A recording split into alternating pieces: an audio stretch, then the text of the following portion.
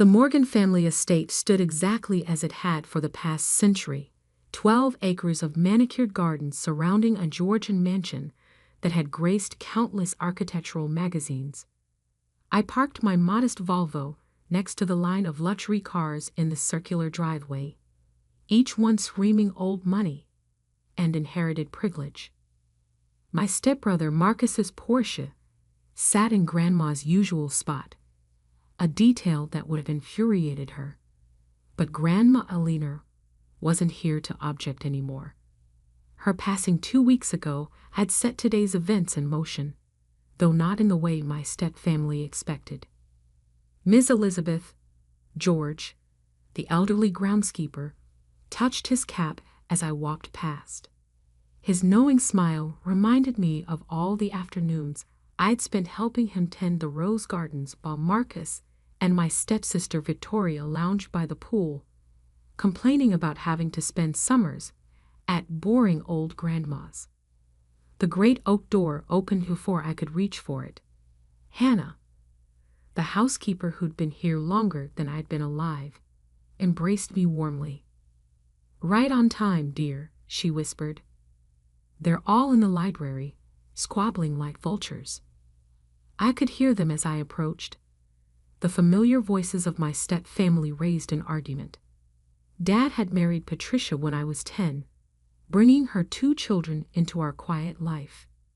After his death 5 years later, they'd shown their true colors, slowly pushing me to the margins of the family while Patricia charmed her way into everyone's good graces. Everyone except Grandma Eleanor. "The summer house should be mine," Victoria's voice carried through the hallway. "I'm the one who spent every holiday with Grandma." "Only because you were banned from Monaco for that credit card scandal," I thought, remembering how Grandma had rolled her eyes at Victoria's sudden devotion. "The stock portfolio is the real prize," Marcus countered. And as the only one with an MBA, I had to bite back a laugh. His MBA had come from a diploma mill, bought with family money after he failed out of 3 legitimate universities. But that didn't stop him from calling himself a financial genius at every opportunity. The library doors were open, revealing the assembled family in all their entitled glory.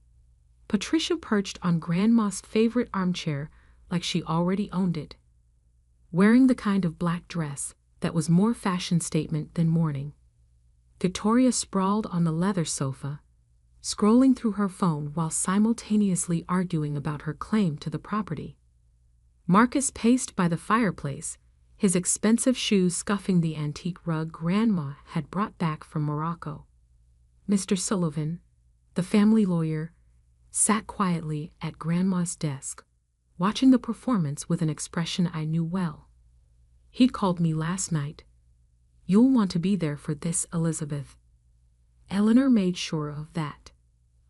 I stepped into the doorway, and the temperature in the room seemed to drop 10 degrees.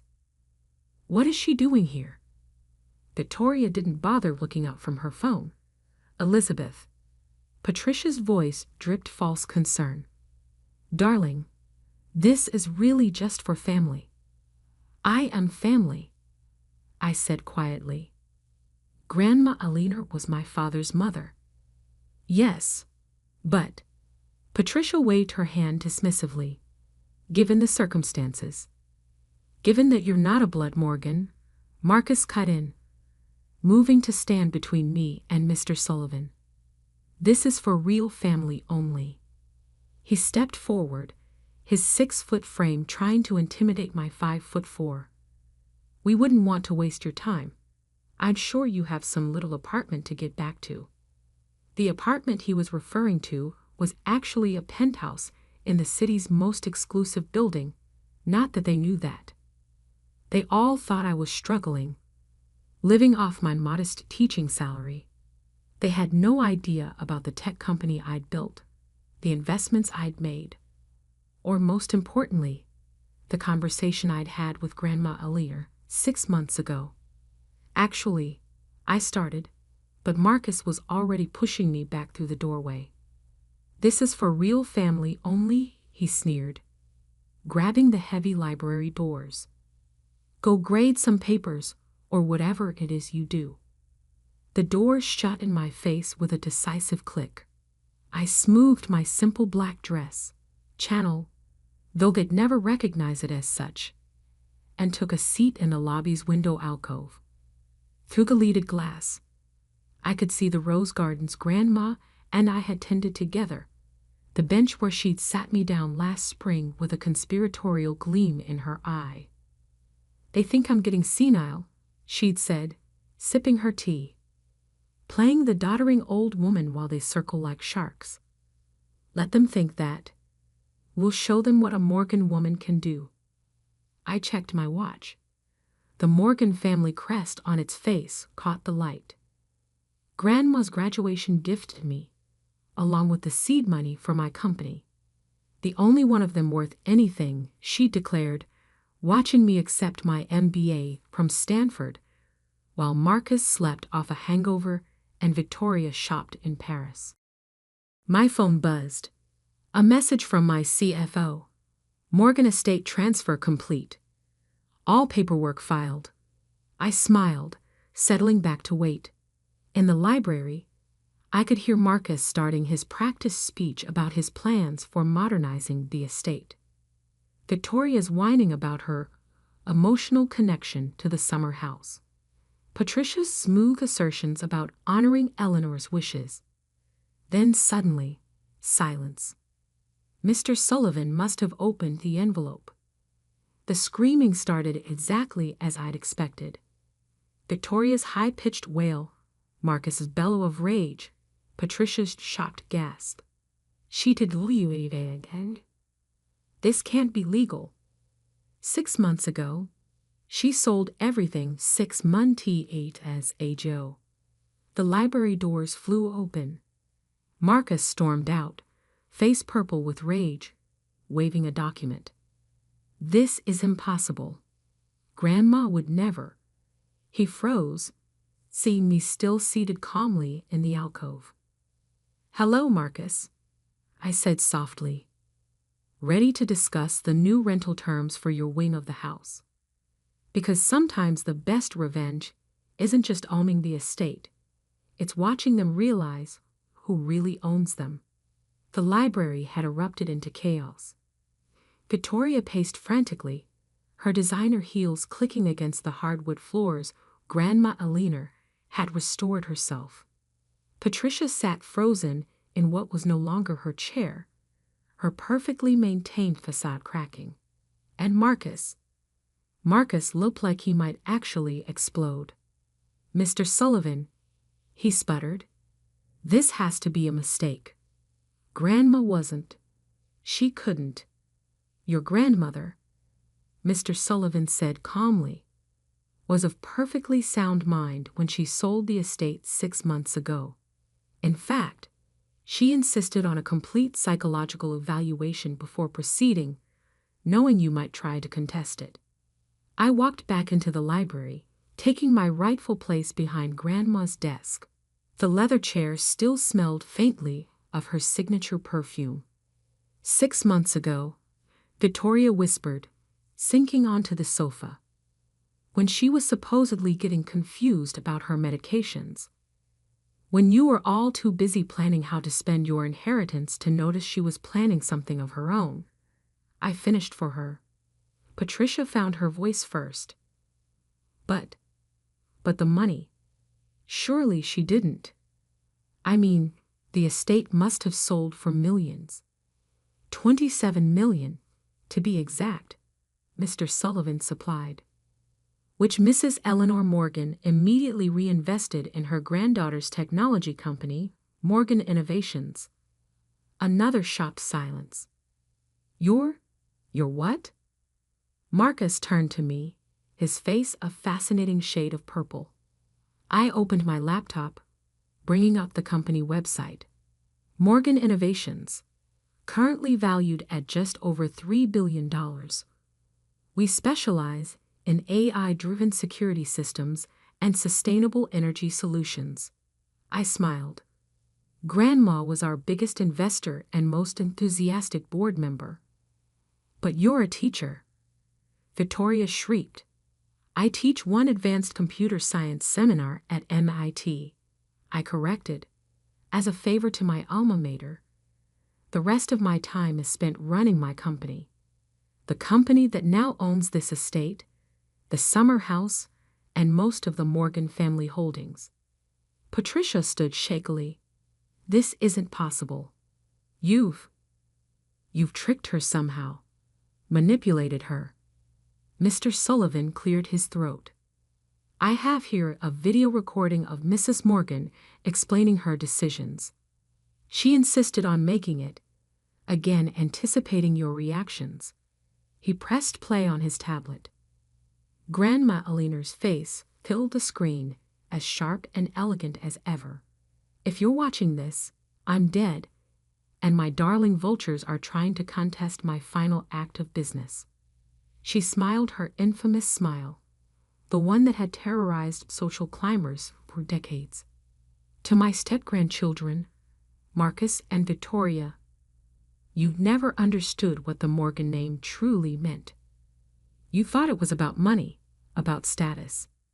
You spent years pretending to care about me while planning how to spend my fortune. Victoria flinched. Marcus looked away. To Patricia, you married my son for his name and stayed for my money. Don't bother denying it. I've known since you tried to access my accounts during his funeral. Patricia sank back into her chair, her face ashen. But Elizabeth, Grandma's voice softened. Elizabeth understood. She saw the Morgan legacy for what it was. Not just wealth, but innovation, creation, the drive to build something meaningful. While you all were lounging by my pool and planning my death, she was building an empire. In secret, just like I did 60 years ago, when everyone said a woman couldn't run a business. I remembered that conversation, late one night in her study. How she'd recognized the code I was working on, understood its potential. How she'd looked at me and seen not just her granddaughter, but a kindred spirit. So yes, Grandma continued, I sold her everything. Not gave, sold. Because Elizabeth understands that true value isn't in what you're given, but in what you earn. She paid full market price, through her own company, with her own money. Money she made while you were all sneering at her little teaching job. The recording ended. In the silence that followed, you could hear the antique grandfather clock ticking away the seconds of their entitlement. Now, I said, pulling out a stack of folders, let's discuss your living arrangements. Our what? Marcus's voice cracked. Your rental agreements. While I have no intention of evicting you immediately, you'll understand that as the new owner, I need proper contracts in place. Market rate rent, of course. Market rate? Victoria looked faint. But I don't have. An income? I finished. Yes, I know. Fortunately, Morgan Innovations is always hiring. Your resume is a bit thin, but I'm sure we can find you an entry-level position, something where you can learn actual skills. Marcus drew himself up, trying to regain some dignity. Now see here, this is our home. No, I cut him off. This was Grandma's home, which she sold to me. Your sense of entitlement doesn't constitute ownership. I opened the first folder. Now about that MBA you claim to have. The color drained from his face. Fraud is such an ugly word, I continued. I prefer to think of it as an opportunity for growth. You can either sign a legitimate rental agreement and accept a position in our corporate compliance department, where you'll learn about actual business ethics, or you can try explaining your fake credentials to the board of your investment firm. Your choice. Patricia stood up, smoothing her designer dress. Elizabeth, Surely we can discuss this reasonably. As family. Family? I looked up at her. Like when you canceled my college fund after Dad died? Or when you told the country club I was unfortunately unstable when I started my company instead of joining your social circle? She sat back down. Mr. Sullivan, I said, please distribute the rental agreements. They have until Friday to sign or vacate. Victoria burst into tears. Real ones this time, not the calculated sobs she usually employed. Marcus looked like he was having trouble breathing. Patricia just sat there, probably calculating how many of her society friends would hear about this. Oh, and one more thing, I added, picking up Grandma's favorite fountain pen. The staff, Hannah, George, everyone you've been treating like servants instead of the family they actually are, they all get to stay, with significant raises and full benefits. Through the window, I could see George tending the roses we planted together. Hannah appeared in the doorway, carrying a tea service, Grandma's best china. Your usual Earl Grey, Miss Elizabeth?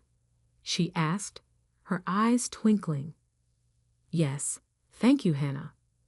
I sat back in what was now my chair, in what was now my library, in what had always been my true home. I believe we have some long overdue changes to discuss.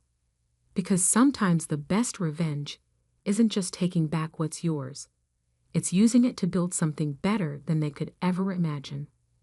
3 months after the inheritance revelation, the Morgan estate had transformed. The East Wing, once Marcus's private party haven, now housed Morgan Innovations' new AI research center. The pool house where Victoria had spent countless hours sunbathing had become a state-of-the-art conference facility.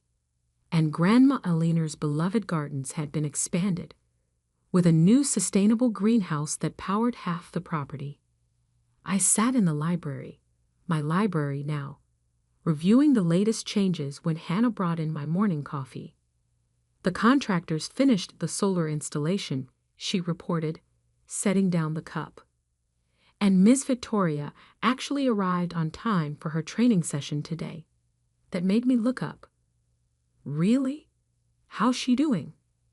Sarah in HR says she's showing surprising aptitude for project coordination. Once she stopped complaining about having to work, that is. I smiled, remembering Victoria's face when I'd explained that her new entry-level position included managing the estate's renovation projects. You want me to work with contractors? She's learning, I said, taking a sip of coffee. How's Marcus adjusting to the compliance department? Hannah's eyes twinkled. Well, after he accidentally exposed his own fake MBA during his first audit, he's been surprisingly dedicated to understanding actual business ethics. The irony wasn't lost on either of us. Marcus, who'd spent years bragging about his business acumen, was now learning the basics from entry-level compliance training. My phone buzzed. A message from Mr. Sullivan. Patricia's here. Says it's urgent. I sighed. Sent her in. Patricia entered looking distinctly less polished than usual. The designer outfits had been replaced by something more practical, and her perfect manicure showed signs of actual work. Elizabeth, she began, then stopped, taking in the changes to the library. The antique furniture remained. Grandma's taste had always been impeccable, but now it shared space with cutting-edge technology. Holographic displays showed real-time business data, while the old oak shelves held both leather-bound classics and digital archives. The country club board meeting was this morning, she said finally. Ah, so that's what this was about. They're revoking my membership. Her voice cracked slightly. Apparently, living in rental property doesn't meet their ownership requirements. How unfortunate, I said mildly, remembering all the times she'd used that same club to exclude me. Though I hear the public golf course is quite nice. Elizabeth, please. She sank into a chair. I know I've made mistakes. Mistakes? I set down my coffee, like canceling my college fund, or telling everyone I was mentally unstable when I started my company? Or perhaps you mean the mistake of trying to access Grandma's accounts during my father's funeral. She flinched at each example. I was wrong. About everything. About you. Yes, I agreed. You were. I'm not asking you to forgive me, she continued. But I'd like to understand. How did you do it? Build all this while we thought you were just a teacher? Just the quiet stepdaughter you could safely ignore. I stood, walking to the window. The garden below was full of activity. Employees enjoying the new outdoor workspace. Researchers discussing projects among the roses Grandma and I had planted. I learned from Grandma Eleanor, I said finally. Not just about business, but about power. Real power isn't in showing off or pushing others down. It's in building something meaningful while everyone underestimates you. She always saw something in you, Patricia admitted. I used to be jealous of how much time you spent together. She saw herself. I turned back to face her. A woman who built an empire while society told her to just be decorative. Did you know she bought her first company using money she made selling her own jewelry? Her husband, Grandpa Morgan, thought she was just maintaining her social connections, but she was actually building a network of investors. Patricia looked thoughtful. I never knew that. No one did. That was the point. I sat back down, pulling up some files on my tablet. Speaking of points, I assume you're here about more than just the country club? She straightened in her chair. Yes, I'd like to work. A real job, not just charity boards and social committees. That I hadn't expected. The renovation project, she continued. I've been watching Victoria learn about it, and I had experience with historical properties. From all those museum boards I sat on, I thought maybe I studied her carefully. The perfectly curated facade had cracked, revealing something almost genuine. The Heritage Conservation Team does need a coordinator, I said slowly. Someone who understands both historical value and modern functionality. But I held up a hand as hope flickered across her face. It's not a glamorous position. No assistant, no expense account. Just hard work preserving what matters while building something new. Like what you've done here, she gestured to the library. Exactly. I pulled up a contract. You'll report to Victoria. 2. Victoria? She blinked. She's earned it. Turns out when you actually give people a chance to prove themselves, they sometimes surprise you. I sent the contract to her email. Take the weekend to think about it. After she left, Hannah reappeared with fresh coffee. That was generous of you, she said. We'll see if she actually takes it. I checked my schedule. The board meeting starts in 10 minutes. Is everything ready in the new conference room? Yes, though Marcus is nervous about presenting his first compliance report. I smiled. Good. A little nervousness keeps people honest. The estate hummed with activity as I walked to the conference room. Employees, many of them local kids who'd never dreamed of working in tech, collaborated in spaces that had once hosted only idle gossip and social climbing. The old Morgan money had transformed into something productive, innovative, meaningful. In the hall, I passed the portrait of Grandma Eleanor in her prime, elegant, sophisticated, and secretly powerful. The artist had captured the gleam in her eye, That hint of hidden strength that most people missed. My phone buzzed again. A message from my CFO. Stock hit another record high. The sustainable energy division is exceeding all projections. I typed back, "Good. Implement the employee stock option plan we discussed. Time to share the success." Victoria appeared around the corner, looking surprisingly professional in a business suit that probably cost less than her old handbags. "Monthly project review is ready," she reported. The Heritage team hit all their targets, and the new greenhouse design won that sustainability award. "Good work," I said, watching her try to hide her pride. "How's Marcus doing with his presentation?" Terrified, she smiled slightly. "But he actually understands the material now, and he hasn't mentioned his fake MBA in weeks." We entered the conference room together, the same room where they'd once tried to exclude me from the inheritance meeting. Now it was filled with actual business leaders, innovators, and employees who'd earned their positions. Marcus stood at the podium, wearing a modest suit and a nervous expression. Patricia sat quietly in the back, taking notes about the historical features we were preserving. And through the windows, George tended the gardens where Grandma and I had planned all this years ago. Ready to begin?